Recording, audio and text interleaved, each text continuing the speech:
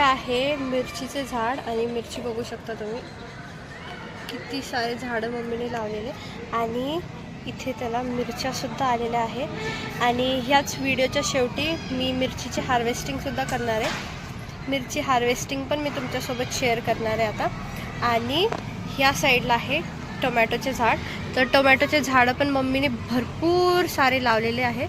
आणि इथे जे झाड आहे त्याला छोटेसे टोमॅटोसुद्धा आलेले आणि इथे फ्लावर्स आले त्याचे। मी तुम्हाला जसं दाखवलं की छोटे छोटे ना टोमॅटो झालेले, तर आम्हाला वाटलं की आधी फक्त ना त्याला फुलं आले, पण नंतर आम्ही बघितले 2 छोटे छोटे असे टोमॅटोज पण लागलेले आणि मम्मीचं एक्सप्रेशन इतके क्यूट होते ना, मम्मी एवढी जास्त खुश झालेली, पण ती आता व्हिडिओमध्ये यायला नाही म्हणते म्हणून मी तुम्हाला दाखवू नाही शकत ती किती खुश आहे। आणि ह्या साईडला पण ना एक छोटे छोटे असे कळी म्हणू शकतो आपण किंवा आपण बर्ड्स म्हणतो ना,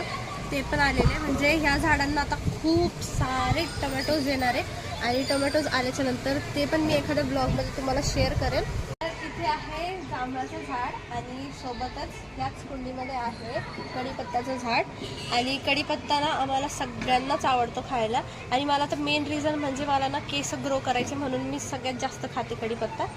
आणि जांभळाची स्टोरी म्हणजे तुम्हाला जांभळाची स्टोरी ना इंटरेस्टिंग आहे एकदम। तर काय झालं होतं, मी आणि मम्मी ना सकाळी वॉकिंगला गेलो होतो, तो जो बॅक साईड आहे ना आम्ही तिथे वॉकिंगला जातो आणि तिथे सकाळी एक आजोबा होते त्यांचं ना शेत आहे, तर ते म्हणले की जांभळं घेऊन जा, आमच्या इथे ना गावरान जांभळं आहे, तर त्यांनी आम्हाला दिले आणि नंतर घरी आल्याच्या नंतर मी स्वच्छ धुतले त्याला आणि त्याच्यानंतर बाल्कनीमध्ये बसल्या बसल्या मी अशी खात होते आणि मी असंच टाकून दिलं आणि त्याच्यानंतर लक्षच नाही आमचं आणि त्याच्यानंतर एका दिवशी ना छोटंसं असं झाड यायला लागलं, तर मी मम्मीला विचारलं हे कशाचं झाड आहे, पण त्याच्यानंतर आम्हाला कळलं की जे मी जांभळं असेच टाकले होते त्याचं झाड आलेलं आणि ना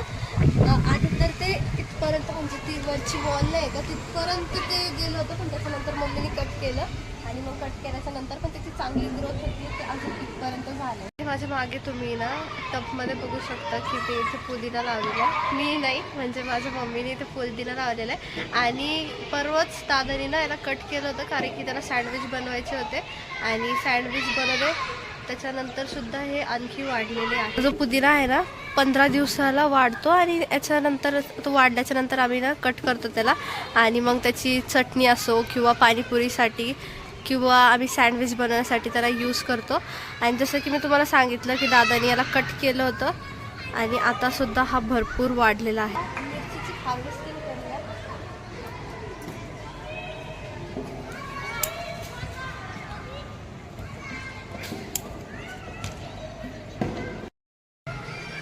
हे बघा आमच्या मिरच्या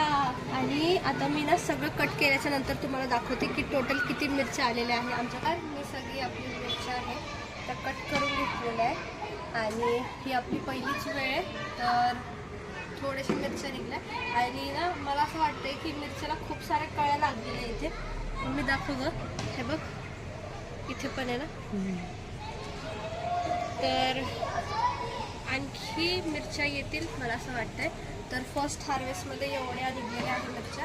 आणि ह्या मिरच्या खूप तिखट आहेत आणि ह्या मिरच्या बघून एक माणूस खूप जास्त खुश दिसते, जे मला कॅमेऱ्याच्या मागे खुश दिसते एक माणूस, तर त्याच्या कष्टाचं फळ हे बघा मिरच्या किती सुंदर दिसत आहे, मला पण खूप मस्त वाटलं याला हार्वेस्ट करून। तर तुम्हाला माझा मराठीतला ब्लॉग आवडला असेल तर ब्लॉगला लाईक करा, शेअर करा आणि सबस्क्राईब करायला विसरू नका आणि कमेंट करा,